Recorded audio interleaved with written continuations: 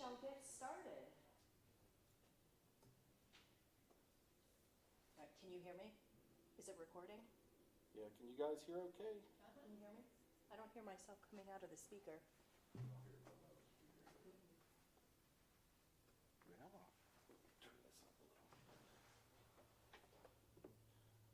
Hold, please.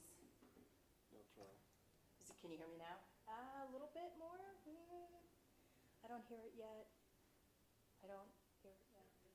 Not really yet. No. I have it on. Oh, I know what's wrong. I'm not a technical person. Do I hear it now? Now I hear it. Now you do. Now I hear it. Now we're cooking with gas. Okay.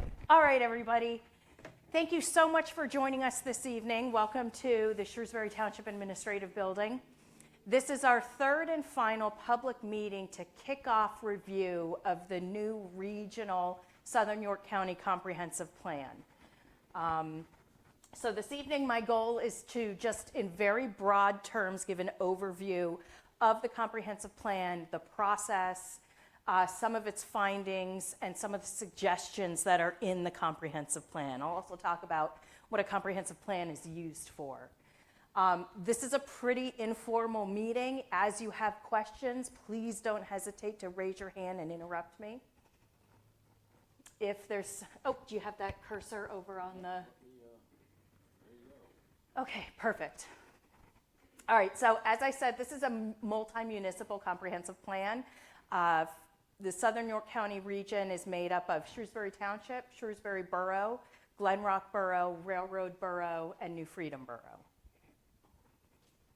As I said, this is the third of our public meetings. The first public meeting was at the end of March. That was for all of the elected officials. And the reason we did that is because this region does have a regional planning commission. So the regional planning commission did all of the legwork for developing the comprehensive plan. And now we're reviewing it with, March's meeting was with the appointed planning commission members. April's meeting last Thursday was with the elected council members and board of supervisors, and this evening's meeting is for the public and property owners. As I said, this kicks off our opportunity for comment, so this is the very beginning. This is not the only bite at the apple people will get with which to review and provide comments. So I know lots of folks here maybe haven't yet read through the document. That is okay. This is meant to be an introduction to that document. Moving forward as a schedule in May, and these are all of the dates, this is when we're planning on having the elected officials agree to send the plan out for formal review by the County Planning Commission, which is required, by the school district, and by all of the adjoining municipalities, not within the comprehensive plan's jurisdiction. That kicks off a mandated 45-day review period with which we should get some comments back from the County Planning Commission. We should hopefully get comments back from the school, and then from anybody else in the greater public. This is when we want to be receiving comments. The plan is not slated for adoption until August. So today is May 1st. We are not looking at adopting the plan for another 4 months or so. So again, just reiterating the fact that there is time for comment. Yes, sir. Was the school district invited to this? Um, Southern York County? I, They had participated in that. they, you mean were they? They did not join the Southern Regional Planning Commission this time, no. But they will get a copy of this to review. Yeah. So just to go through, the members of the Southern York County Regional Planning Commission are Todd Ziegler, the manager for Shrewsbury Township, Andy Schaefer, manager for New Freedom Borough, Brian Schweitzer, manager for Shrewsbury Borough, Doug Carmichael, council member for Railroad Borough, and then both Ann Merrick and Becky Magnani, the treasurer and secretary, represented the borough of Glen Rock. So just a little background, the last regional comprehensive plan was adopted in 2010. That was also a joint effort. It included everybody that's included in this go-round except for New Freedom Borough. New Freedom Borough is an addition. And then this planning effort was funded through 2 grants through York County. One was through the county community development block grant dollars, and then also through the York County Open Space and Land Preservation Trust. All right, so what is a comprehensive plan? How many folks here are familiar with what a comprehensive plan is? Okay, so a comprehensive plan is a policy guiding document. They usually have a lifespan of about 10 to 20 years with updates every 5 years. And what the comprehensive plan is meant to do is to pull together a baseline of information of existing conditions and then analyze data. The purpose of this is so that we can inform ourselves as much as possible what we think we could be anticipating for the next 10 to 20 years. And we want to identify strategies to, meet the goals that have been identified in the comprehensive plan, towards, directing land use the way that we would like to direct land use, transportation, providing for a transportation network that will move goods and people. We are mandated with making a statement, are we providing enough housing in the region? And I say mandated because it's the Pennsylvania Municipalities Planning Code, which is a law that was enacted, I think, in 1968 and has been updated a handful of times. But that's the enabling legislation that gives every municipality in Pennsylvania the ability to plan, to develop a comprehensive plan, to develop and enact a zoning ordinance, to regulate land use. That's where all of those powers come from. And within that, when we're developing a comprehensive plan, the MPC states that we must delve into certain issues surrounding housing, transportation, utilities, community services. Do we have enough is basically what the plan is identifying. Do we have enough housing for what we think our future needs are? Do we have appropriate access to utilities? Do we have enough land designated in the different zoning districts for what this region will need? So the approach, like I said, the first part is always developing an existing baseline. This is when we're going out, we're identifying traffic counts for level of service for roadways. Have we seen volume increase in roadways? We're identifying safety issues through accident information. Existing conditions, we're identifying natural features, community facilities and services. Again, a baseline of understanding. Here's where we are, here's where we need to be. The second part of this is community outreach. And we did conduct, there were stakeholder meetings that were done with each municipality. There was a community survey that was published and responded to. And then we have these sets of public meetings and the public comment period. And then finally, with all of that, we developed the plan. So what I want to do is go through some of the existing conditions first. And in this analysis here, this is setting the stage for what our strategies and objectives are going to be in the plan itself.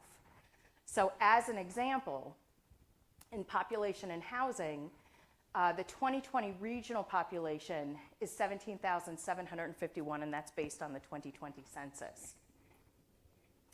The plan anticipates a 2050 population of 20,985. That's about an 18.2% increase. And that population number is based off of one we did in-house, which the methodology modeled what the York County Planning Commission used for projections. And then we also used DEP's population projections, and we averaged all those together. The reason that that's important, knowing how we're going to grow in the future will tell us the number of housing units we think we might need in the future. So in 2020 for the region, all 5 municipalities, we have 7,272 units. Based on a population of 20,985 in 2050, the corresponding additional needed units by 2050 is 1,094. So in order to accommodate the increase we think we're going to see, that 18.2%, that is the corresponding 2050 number for the number of housing units we'll need. And again, that's just if we're proposing that the overall population is going to grow by 3,500 people, I'm multiplying I'm dividing that number by the average household size. And so everybody's household size is a little bit different, but we're all around 2.4 to 2.5, 2.3. And so that's how we get that additional housing number. Yes, sir. Did you all check those population figures against the 2010 figures today? The 2010 figures were way blown out. We did not even come close to, and the reason is, and because it's just statistics and averaging, right? Our population exploded in 2000 and the mid-2000s with how much housing we were creating. It significantly dropped off, and so everybody's projections in the mid-2000s and early 2000s are significantly higher than what we actually saw, because after 2008, the housing market just crashed. And part of my discussion is housing is a big issue for the entire country, and we haven't yet recovered from that economic crisis in terms of our housing market. Relative to existing land use, we did do a comparison of existing land uses between 2010 and 2020. The importance here is, how are we changing? Have we seen massive shifts? Most of the time we're comparing this to residential versus agriculture and open space.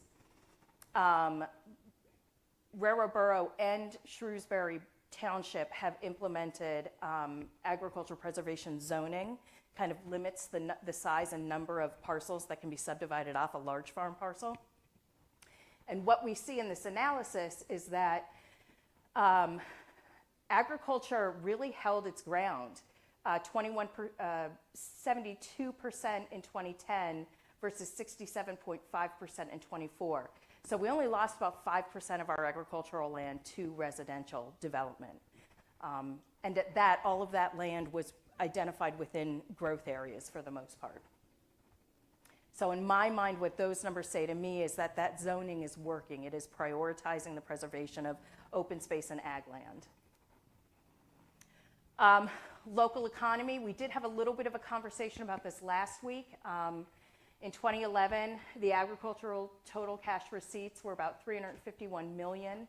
In 2022, that number was $388 million, 10.6% increase, though someone did in the crowd last week correctly identify that that number is not adjusted for inflation. Yep, my apologies.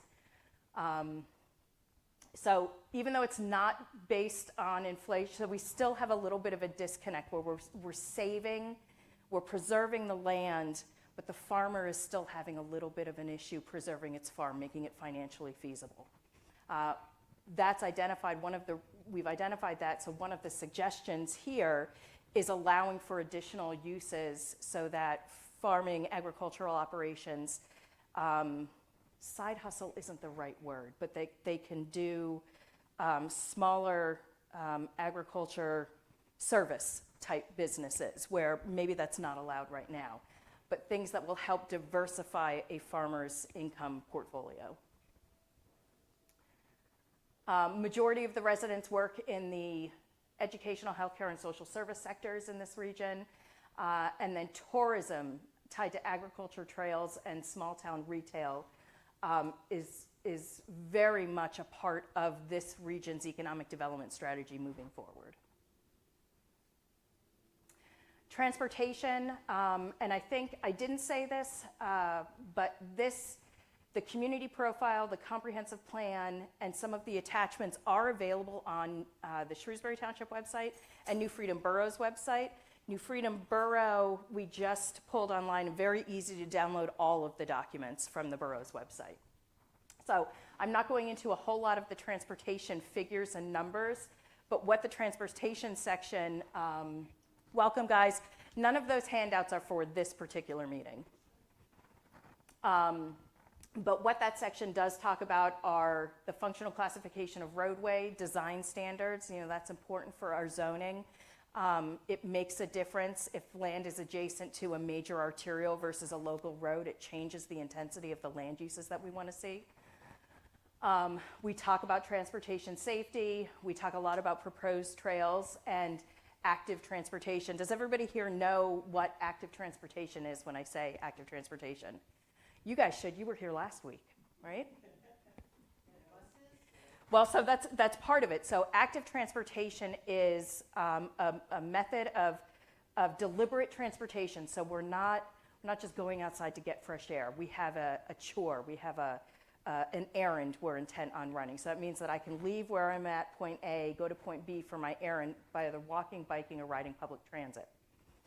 Now, this is a very rural area with some urbanized development. So obviously, active transportation throughout the entire region isn't appropriate. But what we do want to do when we're talking about active transportation is we want to make sure that in our denser populated areas, our subdivision areas in the township, the inner core portions of the boroughs, we want to make sure that we have appropriate ADA accessibility. We have sidewalks that are in good shape. We've got, a way to get pedestrians from point A to point B.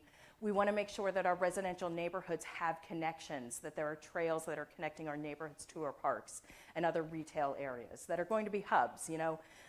Forest Avenue connects, there's a branch that, comes out into all of this region, and that area next to the exit of exit 4 of Interstate 83, that is a hub. Lots of people can walk if they're employed there.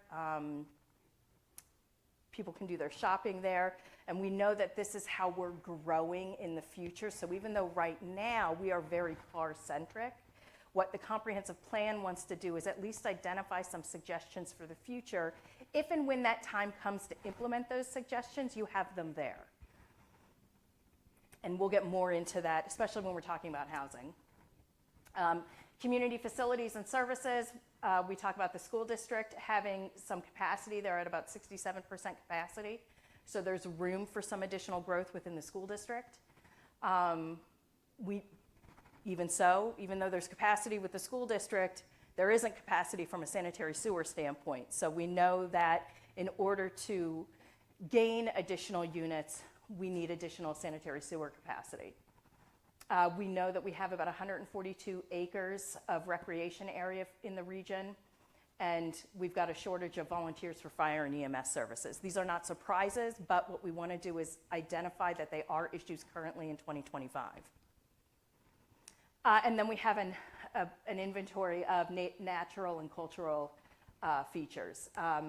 Natural and cultural features, these are assets. Whatever our document, whatever our plan does, we want to protect these assets. We want to build upon them. So that's sort of the existing conditions. This moves into the community outreach component of the plan. This is more of our qualitative information. We did key person interviews with each member of the Southern York County Regional Planning Commission, with members from Recreation, Fire, EMS, Police, and the York County Economic Alliance, specifically with regards to trail towns. And then we conducted a community survey, 52-question community survey. We had about 571 responses for the region. That's about a 3.2% response rate. I know it seems low. I'm happy with any response rate, honestly. It is so hard to get people to take some time out of their really busy days. So 3.2% is low. I'm thrilled with it. Again, it's just qualitative information. We're only using it to help guide our process. It's not concrete, and it shouldn't be applied across the board. It was SurveyMonkey, so it was, I think all of the municipalities had a link to it on their website. Most of the municipalities, I think, had a newsletter article that went to it. I think we talked about it in public meetings. Yeah. Mm-hmm. It went out on Savvy Citizen, yeah. So if you're not signed up in Savvy Citizen, don't forget to do it.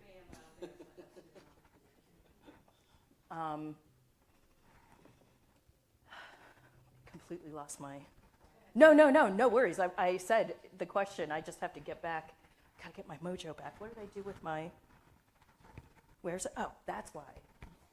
That's why I couldn't do it. So the survey discussions were based on, there were 5 topics that we used. So we asked questions about community character, because that got mostly to land use conversations. What do we want to see? And a lot of those questions were looking for a trade-off. Would you be willing to change this if it meant more of this? So we were really trying to ascertain what people's, thoughts were about how we want the area to grow. We ask questions about consolidation and regionalization. Again, this is a small regional area with 5 municipalities. There is absolutely an opportunity to just keep that on our minds. We talked about active transportation. Again, trying to get a baseline of where we're at with active transportation. And no surprise, we're not really very far at all, and that's okay. We're planning for the future, though. And then we asked questions about what residents thought we needed for a thriving rural economy, and then being an inclusive community. And being the inclusive community, this is really the housing component, making sure that in order to be an inclusive community, we need to make sure that we've got varying housing units to fit the varying finances of different households within the area.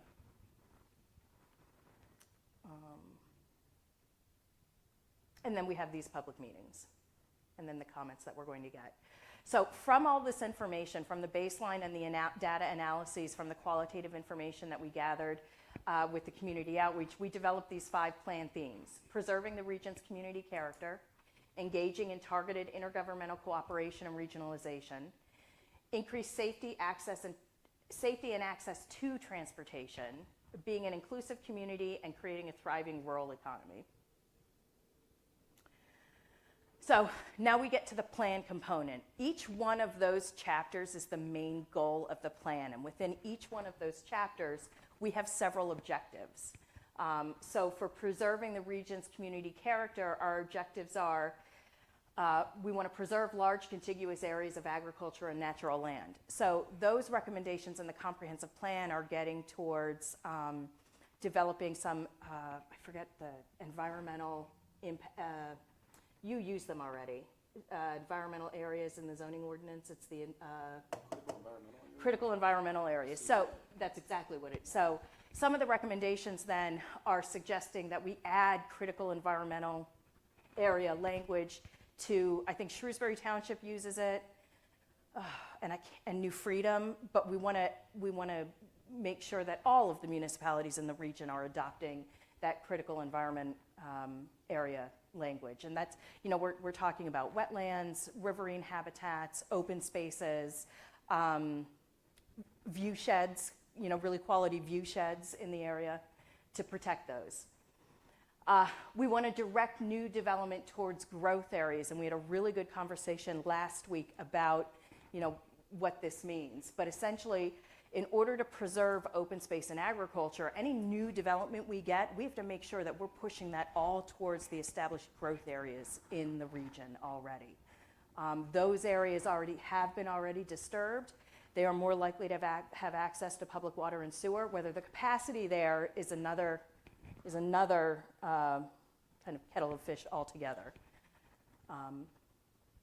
So we want to make borough downtowns more vibrant, safe, and attractive. A lot of these strategies involve placemaking. So we're talking about streetscape improvement projects, fixing curbing and sidewalk, other types of beautification efforts, and redevelopment. We want to create a mix of uses in the region's growth areas. So again, here we're talking about using mixed-use development strategies to create that mix of uses. Essentially, we want to, in order to push new development and meet our needs as a region, pushing that development to our areas, existing growth areas, is one part of it, but then we also have to think, do we have the right diversity of uses? Meaning, if we're going to be pushing residential uses into these growth areas, then we also need to make sure that we have retail and service amenities within a reasonable distance, hopefully a walking distance, because again, as we move forward, our communities need to be able to diversify how people are going to move around within their own community, and we want to put some strategies in here that are going to help us reduce our reliance on single occupant automobile use, if we can, and whenever. And don't get me wrong, these strategies, not necessarily pie in the sky, but they're things we want to think about for the future. We may not see any of these things come to pass. So the recommendations and the strategies in the comprehensive plan are just that. We need to see these we kind of have to give this time and see the future roll out and then make amendments and changes to the comprehensive plan as we notice that maybe what we thought was going to happen didn't happen. And in terms of preserving community character, we want to preserve our community's history. So here we're talking, some of these recommendations included establishing a regional volunteer sort of historic preservation committee, creating a list of potentially historic properties that we might want to try and preserve for the future. The next goal in this plan is targeted intergovernmental cooperation. So these objectives, we want to improve water quality and work together on stormwater management. I think we do have some changes coming to the region with regards to managing stormwater and hitting federally mandated requirements. We're going to want to do that as a region. Solving the issue of impervious area and stormwater management is better done on a regional scale than it is on an individual scale. We want to improve regional coordination of EMS and fire prevention and protection services. I don't see, volunteering has been on the decline and haven't yet seen really any movement or change in that trend. So, you know, one of the strategies is long-term, do we need to be thinking about providing for full-time paid fire staff in order to help this situation? Not right now, but again, this is a suggestion for the future. Do we need to be thinking about this? We want to identify opportunities for further regionalize. We want to simplify zoning across municipal boundaries. And the plan, don't get me wrong, the plan is not advocating that we regionalize and have one planning commission, one elected body, one zoning hearing board. But there's no reason why we couldn't have a Southern York County regional zoning ordinance where every municipality administers it on their own. They have their own zoning hearing board, their own planning commission, they make their own decisions. But in the region, it's all one ordinance. And it's simpler to enforce. It's also simpler for people to do work in the region. They know that they're going towards one set of land use regulations, and it's not going to differ that much between municipalities. We want to maintain public infrastructure. Obviously, jointly, the more we share maintenance of infrastructure, the easier it is for everybody. And we want to encourage 100% participation in the Southern York County Regional Recreation Commission, of which I think Shrewsbury Township and New Freedom Borough are the members, but there's an opportunity for the other boroughs to also join in that commission. Chapter 3 is the goal of increasing safety and access to transportation. So again, I said this a little bit, we want to make it easier for residents and visitors to get around without a car. Again, within reason. We are not going to see sidewalks and curbs on 5 miles of rural roadway next to a farm field. This is absolutely geared towards our growth areas, and I will show the growth areas in a future slide. We want to connect housing to jobs, schools, transportation, and other destinations. So these strategies are really trying to push trail development and connections between our populated areas and our most basic services. We want to make our downtowns into regional hubs. So these services, again, this is for the future. We want to encourage multiple forms of transportation and mobility within our downtown areas. And we want to create more places to hike, bike, play, and enjoy nature. Chapter 4, being an inclusive community. We want to provide a greater supply and diversity of housing types to own and rent, and I'll talk about this in a little bit further detail. But essentially, it's very easy to find a single-family detached home pretty much anywhere you go. Maybe not to purchase it right now, but to see them. They're everywhere. And there is, across the nation, there is a huge dearth of housing that's not a single-family detached home, and it's not an apartment building. So I'm talking about duplexes, triplexes, accessory dwelling units, things that provide housing that's on a different financial scale, so that again, more people can live in our region. It's being pushed very hard across the nation.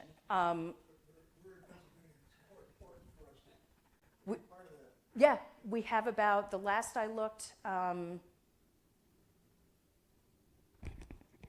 think it was 275, we're short about 275,000 units of housing in Pennsylvania. It's about 4.5 million nationwide. And what's happening, and I'll get into this, and do you have a question?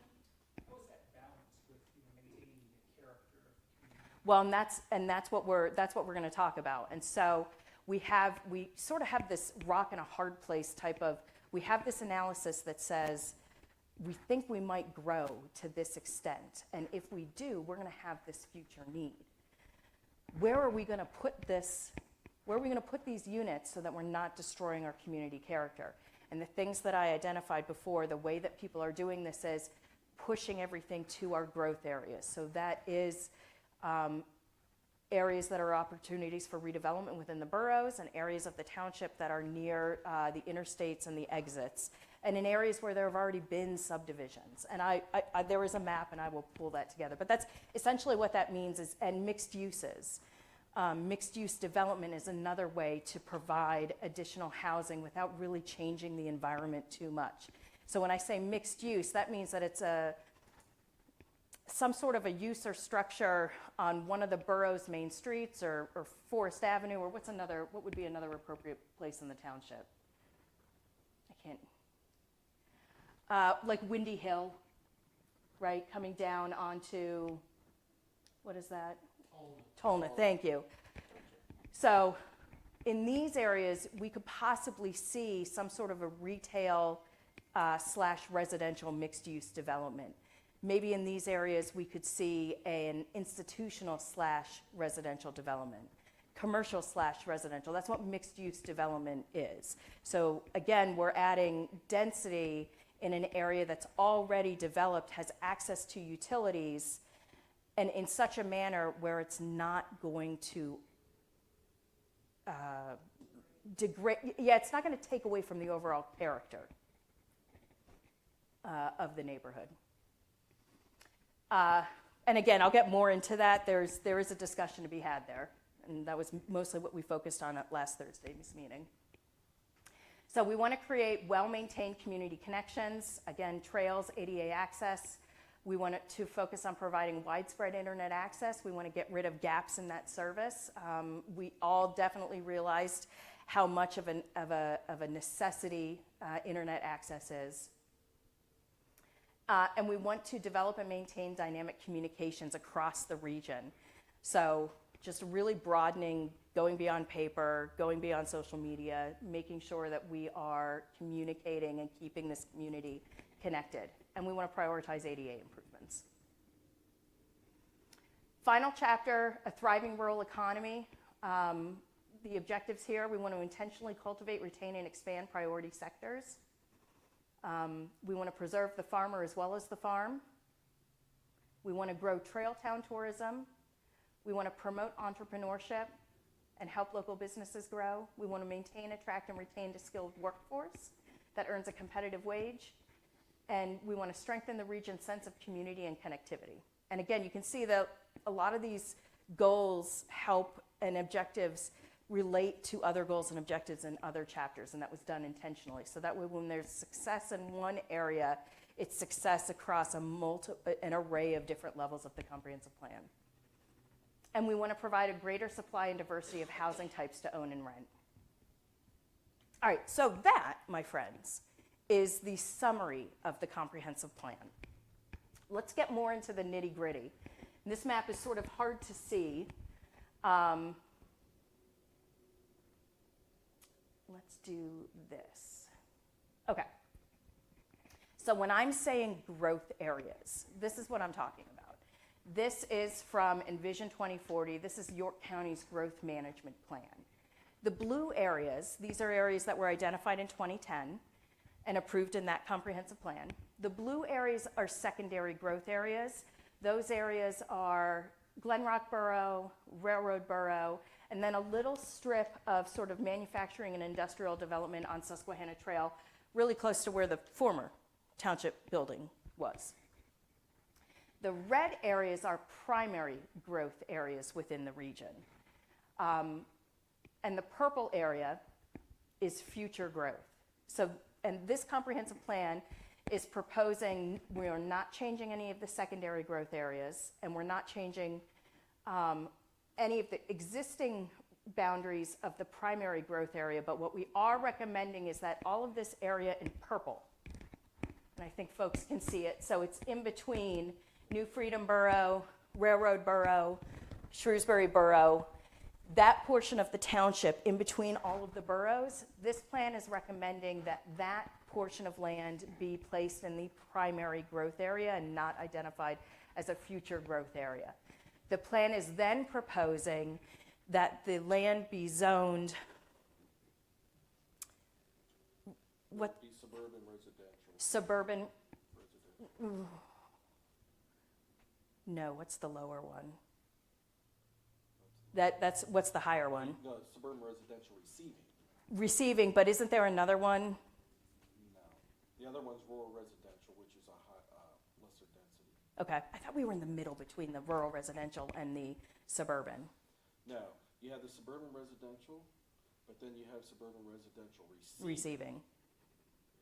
Okay. The suburban residential receiving allows a Don't you have higher- a residential receiving too? We do, rural residential receiving. Okay. I'm pretty sure we're in the middle ground because, so we'll have to check on that. I can't remember. Okay. But at any rate, further in this comprehensive plan, the comprehensive plan is recommending that this area shaded in purple in the township then also be zoned residential, so that we can meet that housing, that potential housing need. The primary growth area, and my house is in the primary growth area, so what does that mean to me? Most of New Freedom is developed, so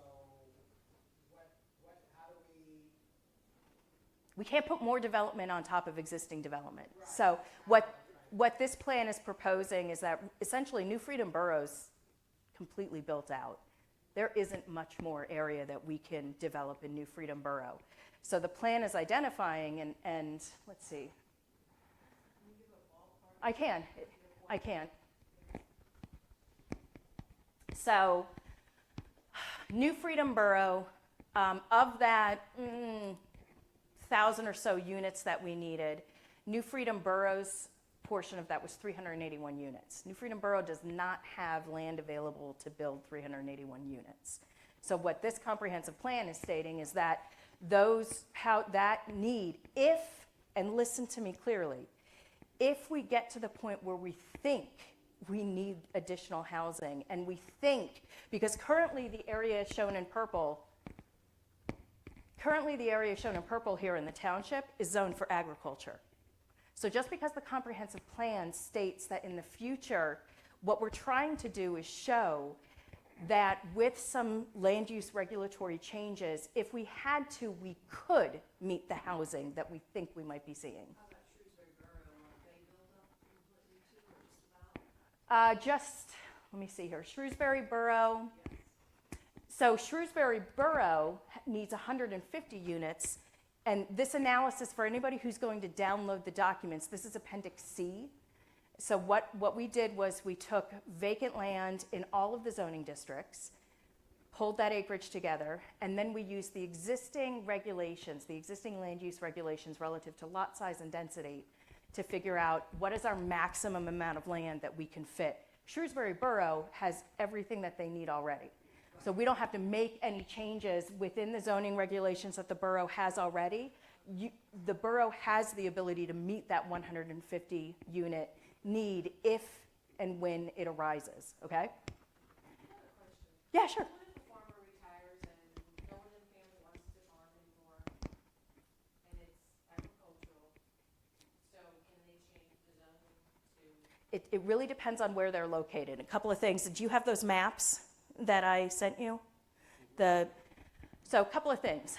If it's zoned agriculture and it's outside of the growth area, No, they're going to have a really hard time selling that for residential development, and that's the way it should be.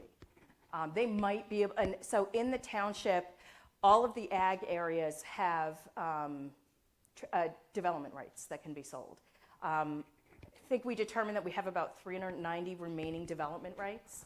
So again, that was part of the analysis too. This is the number of development rights that we have left in the agricultural area that could be purchased by a developer and moved into one of the receiving zones, which are all in the growth areas.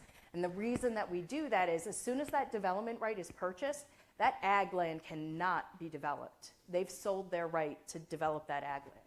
Can you put those photos up? The other thing that goes towards, sorry. I'm just going to say, so the 390 you were just talking about, those are all in Shrewsbury Township? Those are development rights, and only Shrewsbury Township so far in the region uses development rights, has a transfer of development rights program. And those development rights can only be transferred to a Shrewsbury Township receiving zoning district. Does that make sense? So, yeah? No, why it's, hold on here. So what I'm asking Todd to pull up are pictures of two maps that we created in the community profile.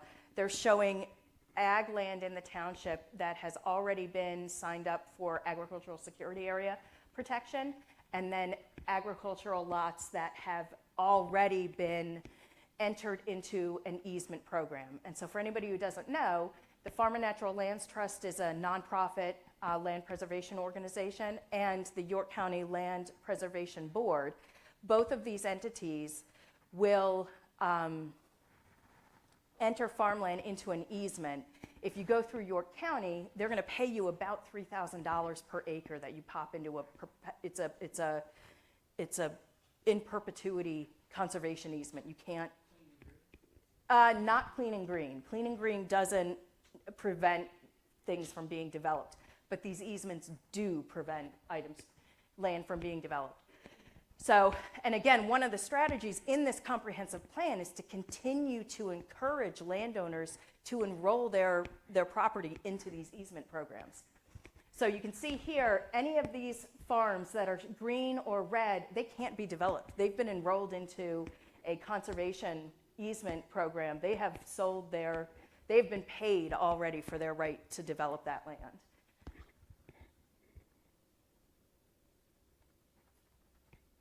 Then we have, did you want to see the X? Yeah. And so Todd's going to pull up the agricultural security areas. And agricultural security areas, it doesn't necessarily prevent the farm from being developed. What it does do is it protects the landowner from unfair land use regulations from the municipality. So let's say we had a proposal to change something in the ag zone because residential users were complaining about the operations. That's what ag security is for. So you can't assess those land use regulations that are going to impact their farming operation just because there is a conflict between residences. So one of the things that the comprehensive plan is suggesting is that for all of these areas that are orange, they're in the agricultural security area program, but they're not enrolled in an easement. These are our priority parcels to enroll in a permanent conservation easement. Does that make sense for everybody? And you can see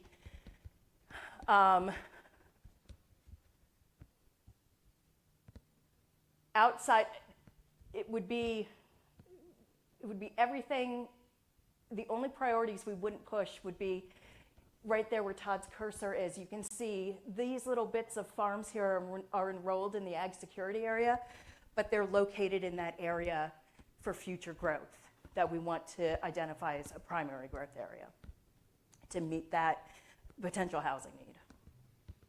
But everything else outside of the growth area should be preserved, and that's how we preserve the character of this region. Development has to go where we've already developed, we've already broken the ground, we already have sanitary sewer and water, and we have to build up a little bit, right? That's how we're going to do it. Will you take us back to the presentation? Okay.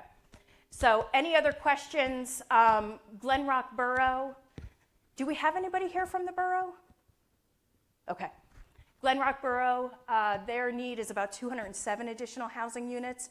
They have the land with which to do it. That land is currently zoned in a lower residential density, and the plan is proposing that we increase it to the next dense residential zone, so that way we can get the 207 housing units we need. Railroad Borough needs 3. Shrewsbury Township, 353 units. So this is really where the rubber hits the road with a multi-municipal comprehensive plan. New Freedom Borough, the analysis says they're going to need 381 additional units. Well, tough. We don't have the land to build those units. We're not doing it. We can't. So what's going to happen is Shrewsbury Township is going to have to make up some of that difference. So Shrewsbury Township, and that's one of the reasons why we proposed that future growth area be primary growth area in the township, because really the township needs to try and have area for about 700 additional housing units if we're going to meet the region's potential housing needs. Again, these are just, it's a numbers analysis. Anything could change, and this may not come to fruition, the need. A lot of this depend on what the sewage and water is, and are there any plans to increase either sewage or water? Absolutely, you are correct. It does depend on capacity for sewerage. But that's sort of a different, if we got a developer in who was gung-ho enough to build a development, they could pay for the additional capacity at the plant that's needed in order to build out their development. What our job is as municipal governments is to say, yes, we have the land, yes, we have the land use regulations that could meet this need if it arises. Does that make sense? So again, and the plan recognizes sanitary sewer capacity is another very big rock to push out of the way. But it's not, that conversation is not solely the municipality's job to provide capacity for a new development. You know, there is a conversation between the developer, the municipality, and the authority who's providing that wastewater treatment. Does that make sense, Andy? This might be, you have to phrase this. Do developers, or have you found that developers use the comprehensive plan in order to plan their developments or where they're going to build? I would imagine they do if you have one. How often do they look at it? Your guess is as good as mine. It just depends on the type of developer who's. I would imagine if you have a developer who wants to be a great partner and they want to be a part of the community, they're probably going to do a really in-depth due diligence process, look at the zoning, look at the comp plan. I was thinking more of a developer walking into a town or a borough meeting and saying, your comprehensive plan says that I'm allowed to build 381 houses. But it doesn't say that, because the comprehensive plan, and listen to me here, comprehensive plan is not law, right? It has no teeth. And again, it's a plan. And I keep saying plan because we all know my husband and I have plans to go to the beach this weekend for my birthday. They're plans, hopefully they come to fruition, but any number of things could happen that keep us in York County and not at the beach. Same thing is true for this comprehensive plan. The best we can do is analyze the information we have to try and predict the future, and we all know predicting the future is impossible. Based on the information we have to our best ability, this is what we think might happen. Despite that, no developer can come in and say your comprehensive plan states that you need 381 units. The zoning is still law. The subdivision is still law. If the zoning doesn't change, and we have to decide that we want to do it. Like, just because the comprehensive plan states it doesn't necessarily mean that we're going to get this one objective off the ground. It is the best strategy in place with which to meet what we think the future needs are. Does that make sense to everybody? Does Andy, Todd, you guys want to, Brian? The only thing I'll just mention, if I remember correctly, the 2010 comprehensive plan had, I think, maybe 50 some goals. And we did a quick count of them. I'm not sure we quite accomplished 10. So, but like Jessica said, while these are goals, are not necessarily goals, all of them, but There I are would- things that you need to look at as you're planning and making decisions down the road. It's just another tool to help you with that decision-making. Think of football in a playbook. If we see a particular pass coming from, that's right, isn't it? Play. If we see a play coming from the opposing team, the comprehensive plan is our playbook that hopefully we can pick a strategy that's going to beat their play. And if we don't ever see that particular play, then we have no need to use that strategy. That's the way it is. Specific question, just because we live there. So Hamilton Overlook was a farm. So how does all this relate to? That's a good question. So It was agricultural, but then the developer Keystone bought it. and right, the lower area. Oops, Todd, can you circle that? Right here. Hamilton Overlook, right, is in That's that here. purple area there. This is So- Kimball Road. Within the future growth area, but the zoning in that area, Yeah, if I can just clarify that, it was a farm, it was zoned rural residential Yeah. receiving. So it was not zoned agricultural. Where the agricultural comes into play is all the receiving districts require a development right to come in from the ag district, which helps reduce Yeah. development in the ag district. so not every farm you see is zoned agriculture. Some of the farms you see are zoned for residential development, they just haven't been developed yet. Yeah. There aren't anywhere near enough EDUs to support this No, to this projection. So the issue you have is that you have a developer come in and say, hey, I can't build that way. I want to build with less density.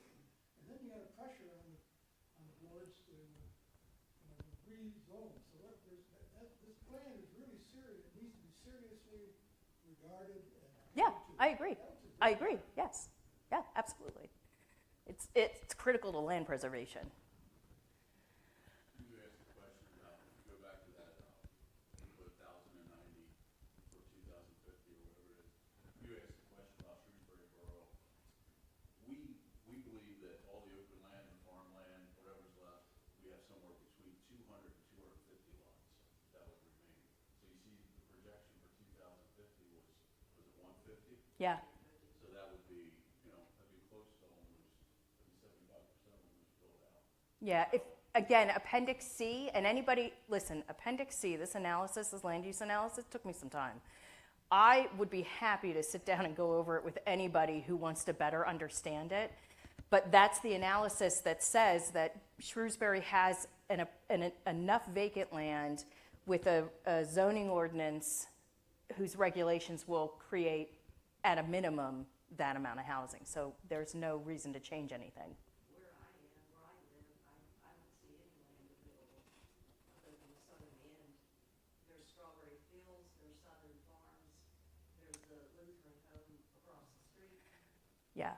There's nothing there that I can see unless somebody has a brilliant idea on how they're gonna develop it or what they're gonna do. Again, go to I can't remember all of it. Check out that appendix. I think everybody's municipality is about a page within there, and it goes through the zoning regulations, the amount of vacant land that's available. Based on the vacant land available and the borough's regulations, there is sufficient capacity to meet this potential future need. And that would be in the next, 30, 40 years? That would be from now until 2050, the next 25 years. Don't say that. Don't say that. Yes. Okay. Any other questions? Just on the New Freedom Borough. Yeah. This 381, you made a comment that, there's not enough land right there, but I'm assuming a portion of that is gonna be land, that's gonna be looked at for development. Is there a plot of that land that is, I don't even know what color, green or orange or? I don't know that I understand the question. So, if you go to New Freedom Borough, and then, so there's, None of that purple area is in the borough. This is on the township. Yeah. okay, so that is, so that's Campbell Road there, between right there. So the Phillips Farm on the other side, I always call it. And that farm is in a perpetual easement, can't be developed. They've already sold their right to develop that farm.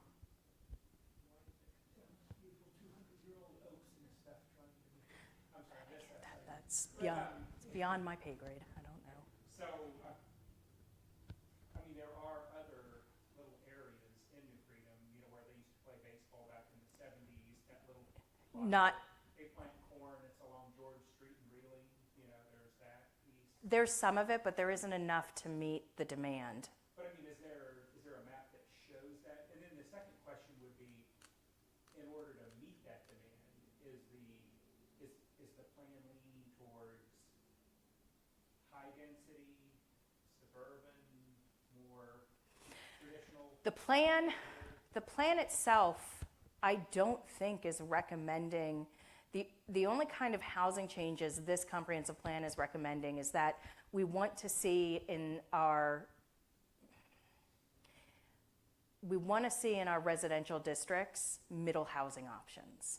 So which means that in a residential neighborhood, middle housing are house scale units that are not a single family unit. They might have 2 units, 3 units, or 4 units in it, but walking by, the home is no different on the outside than it is for all of the other homes. And the reason we want to do that is, number one, we're increasing density just incrementally. We're providing more financially feasible units for people of varying different socioeconomic backgrounds. Yeah, and that's, you're getting right to the crux of my point as well, is, you know, if you look historically, you know, at single-family homes, and that, to me, that's the character of the borough. And then more recently, you know, it started with George Street, you know, was that 15 years ago or so? You know, there's high-density units, and that's fine, I have no problems with that. And then the old American Insulator, you know, there's high-density units that were put on that piece of property, several hundred units there, and then At no point are we talking about high density. And a 2 unit, a 3 unit, a 4 unit, that's not high density. That's a mid, that's not high density.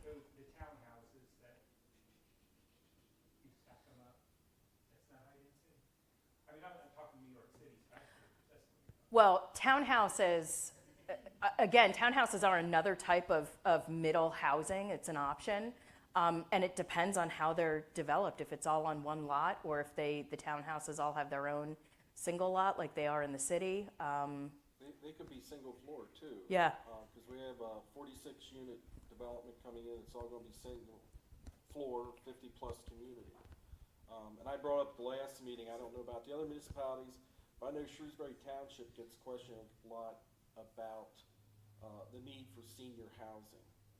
There's a lot of people that have lived here all their lives, they have larger homes, they want something smaller, but they don't wanna leave this area.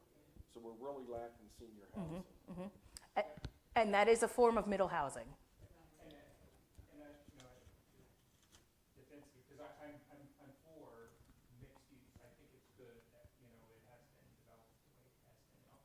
But it's, I just want to, what I would object to, just come straight out, is if it goes all to that style of more high density and it starts to lose that character. So it can be some of that, some of the middle, some of the bigger, some of the middle size, some of the townhouses. Yep. And it's all open to how, just because, again, Yeah, I think it's a great idea, you know, the senior units. There's a need for that. there is a need for that. But again, just because it's in the comprehensive plan, this doesn't implement it. Our next step would be, there's another point I'm making. So the next step would be zoning, right? That's when we sit down and we start talking about how much parking are we going to require for this middle housing type of structure? How many are we willing to allow in a particular area? What's the lot size? So the comprehensive plan, we're identifying that this might be a future need. The zoning ordinance, when that gets implemented, that is how all of your particular questions would be answered. And you would want to be part of those meetings here to make sure that when those regulations are developed, you know, you're seeing what you want to see and we're safeguarding what needs to be safeguarded. Yeah, and even like, you know, when the main tool and die, I won't say the name, you know, but when they sold, you know, if you're familiar with the old main tool and die, you know, they developed on George Street there, what I call the high density, you know, their opportunity to get started, you know, so, but I think it's just critical that it doesn't all go one way. You that could really change the complexion of that. And that's not the intent of the comprehensive plan either. So, and one of the things we are trying to fix is that we have already done that, right? We win all one way, single-family detached housing. And so what we're trying to do is bring the pendulum back a little bit and provide a little bit more of that diversity in that, because we just don't have enough housing. Single-family detached homes don't cut it for everybody, and we need to provide more. And so this is really interesting, and this is the conversation that we had last week. In between 2017 and 2020, in Pennsylvania, across the state, only about enough residential building permits were issued to increase the housing stock across the state by 3.4%. That's from 2017 to 2023, right? Highest state is like Utah, they're at 19%. So, and there were only 5 states below Pennsylvania in terms of the number of permits they're issuing to grow their housing stock. The amount that our rents have increased in York County, the amount that the cost to purchase housing has increased, it's 50% between 2017 and 2023. The problem is that we don't have enough housing. There is not the supply that we need, and because we don't have the supply, we are seeing really just astonishing increases in the cost of living in terms of rent and buying homes. I think in 2017, maybe the average rent in York County was like $1,000. By 2023, it was closer to $1,500. In 2017, the average cost to purchase a home was like, I'm going to butcher this, $255, and I think it went up to like $325. I'm trying to remember the numbers from a week ago. But this is in essence what we're trying to fix. What happens to this region if the housing continues to increase in cost? I mean, it's great for all of us who own housing because we're going to be able to sell it, but who's going to be able to afford it? And what does that do to the composition of our population? What does that do to our local economy? I mean, I can tell you from school district perspective, we're seeing decline in enrollment in That's right. schools because we are basically priced out of starter homes. Yep. Most young starter families, Yep. young kids, they're going balance down. That's what this is trying to get to. We don't have starter homes. So, and the cost of, this is just a strategy in the plan to try and help this region balance itself out from a housing standpoint and from an economical standpoint. Because having these housing costs increase another 50% from now until 2030 we're going in the wrong direction, and it's not sustainable for this region.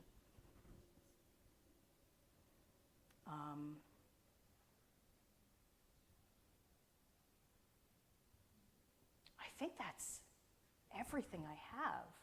Really great conversation. I can't tell you guys how much I appreciate every single one of you being here. It is so hard to get people to care about this stuff, and it's so critically important. So I appreciate all of you being here. If you have questions, send them to your representative on the commission, your borough manager. My information can be provided. I'm willing to answer any questions. If people still have questions, throw them at me. But at this point, this is the kind of everything in a nutshell. Everybody has a sufficient amount of time to take a look at it, to kick the tires on it. If you have questions, if you have concerns, there's plenty of time to get those in. Like I said, we're not looking to go for adoption until August. All right? And that's all I have unless you have more questions. Yeah, sure. Thank you guys for being here.